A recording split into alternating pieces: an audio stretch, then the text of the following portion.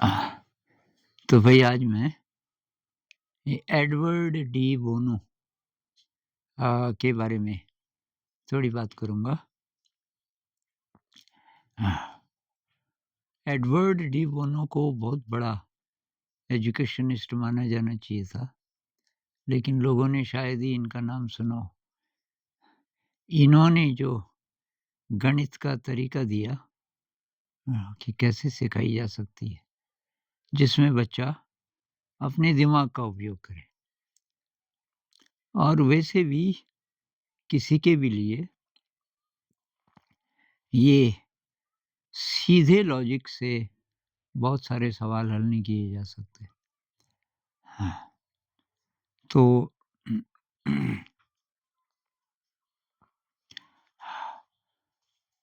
तो उनकी थ्योरी है लैटरल थिंकिंग। लैटरल थिंकिंग का वही मतलब है जो लॉजिकल थिंकिंग से जब ना निकले समाधान, तो लैटरल थिंकिंग। तो ये कहानी वो बताता है कि एक बहुत बड़ा सेठ है किसी इलाके में, बहुत बड़ा मकान है उसका। मकान के चारों ओर बहुत बड़ा गार्डन है और उसके पास बहुत पैसे हैं।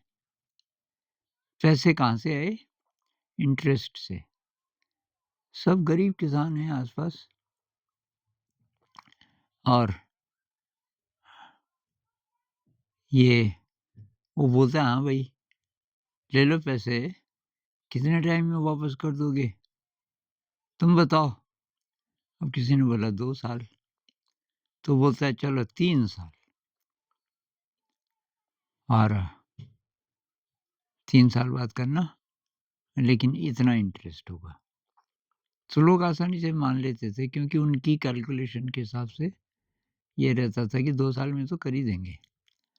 तो 2 साल का वो बोलता था कम लूँगा मैं, पर अगर 3 साल हो गए तो ज़्यादा लूँगा। तो उस इलाके में एक किसान था, बहुत गरीब। उसकी बेटी थी बहुत खूबसूरत, 20-21 साल की, और उस पर नज़र थी इस सेठ की बहुत टाइम से। लेकिन ये अपने पिताजी को सेठ के पास जाने ही नहीं देती थी। कोई भी विपत्ति हो बोलती थी कहीं और से इंतज़ाम करो, वो बहुत ज़ालिम सेठ है, उसके पास नहीं जाना। लेकिन एक बार ऐसा होता है, शायद मकान जर्जर हो गया था और कुछ ना कुछ रिपेयर करना ही है। तो सेठ ने बोला भाई सॉरी, उसके पिताजी ने बोला इतने पैसे तो और कोई देगा नहीं, तो वहीं जाना पड़ेगा। खैर चले गए। तो सेठ का जो गार्डन था उसमें रास्ते थे, चौड़े-चौड़े रास्ते, और तब बीच-बीच में फूलों के बेड्स। रास्तों पर रोड़ियाँ थी, इतनी बड़ी-बड़ी। रोड़ी मतलब ये पेबल्स, नदी किनारे वाले, और वो आधे सफ़ेद थे, आधे काले। पता नहीं कहाँ-कहाँ से लाया वो, कुछ सफ़ेद लाया और फिर कुछ काले लाया। तो काले सफ़ेद का अ पूरा बिस्तर जैसा। सेठ बहुत खुश हुआ। अरे महाराज कि आप तो दर्शन ही नहीं देते। और उनका एक नौकर था, ला भाई कॉफ़ी ला के सबके लिए। बिठाया और लड़की तो बहुत इंटेलिजेंट थी, लेकिन आज बहुत डरी हुई भी थी। पिताजी ने बोला पैसे चाहिए? अरे कि जितने मर्जी यार पैसे। तो कागज़ लाया, कागज़ में लिख, कितने टाइम बाद वापस कर दोगे? 1 साल में। तो उसकी बेटी ने भी पूछा 1 साल में कर दोगे? हाँ, हाँ, कि वो मकान बनना शुरू हो रहा है ना, उसमें मैं काम करूँगा, तो ये जल्दी मैं पैसे इकट्ठा कर लूँगा। ठीक है। तो ऐसा करते हैं, 2 साल लिख देते हैं। 2 साल में आप पैसे वापस कर दोगे? मैंने कहा 2 साल में तो कर ही दूँगा। कि एक शर्त और रख दें, अगर आप 2 साल में वापस न कर पाओ, तो आपको अपनी बेटी की शादी करनी पड़ेगी मेरे से। बेटी ने कहा, ये क्या है? ये क्या शर्त है? अरे यार! ये तो मनोरंजन के लिए। तेरे पापा बोले 1 ही साल में कर दूँगा। तो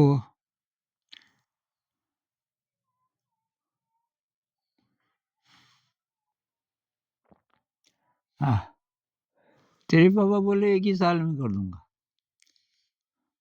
तो इसमें क्या हर्ज है? अच्छा ये ऐसा कर देते हैं कि 3 साल बाद 3 साल बाद अ,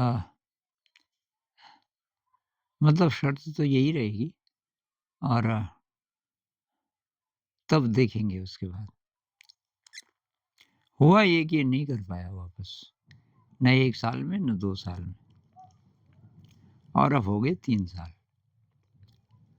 3 साल बाद ये बाप-बेटी जब अंदर गए सेठ की मुस्कुराहट ज़रा अजीब ही थी आज। आइए, आइए, आइए, बैठिए। बस किसान ने बोला, सेठ महाराज नहीं कर पाया मैं पैसे। कोई बात नहीं की, अब अपनी बेटी से शादी कर लो, करवा दो मेरी, हो गया, सब तैयारी है।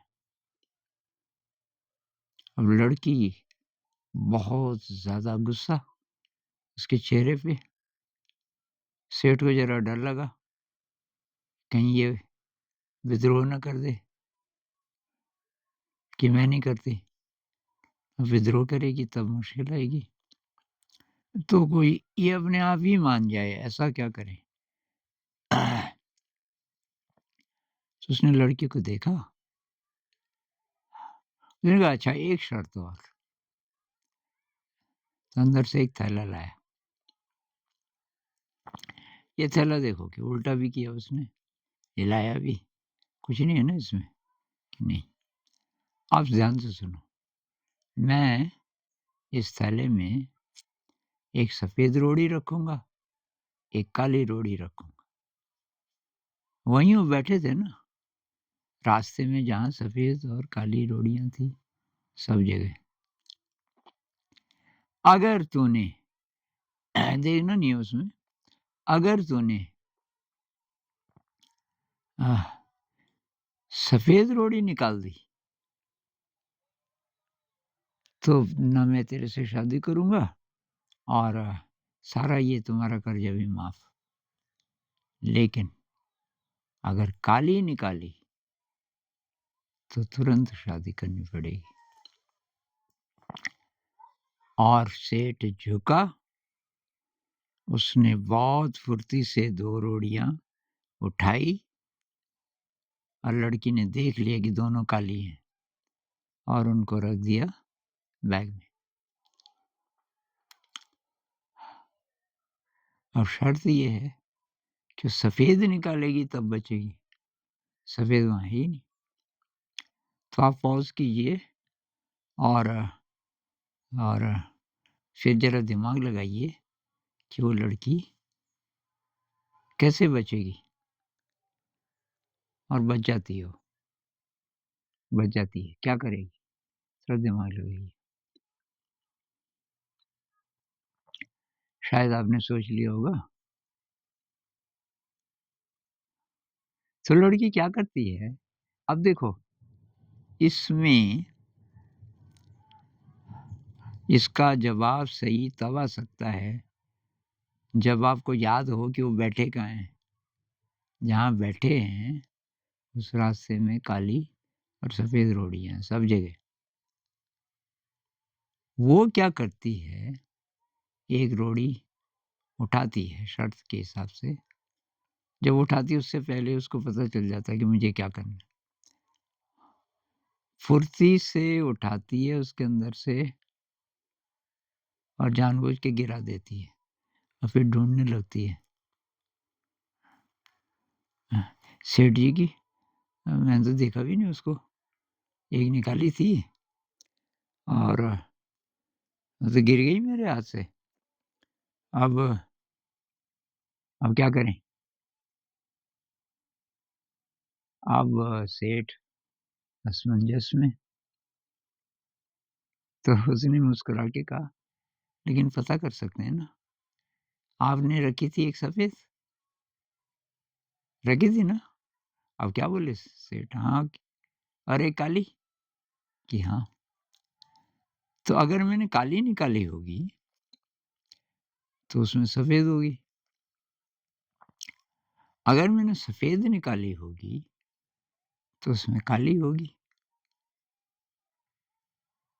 सेठ क्या, अब तो फँस गया था सेठ। तो "दिखाओ सेठ जी, कैसी वाली बची?" तो वहाँ तो काली थी बची हुई, दोनों तो काली थी। इसका मतलब उसने कहा कि मैंने सफ़ेद निकाली। अब सेठ को मानना पड़ा।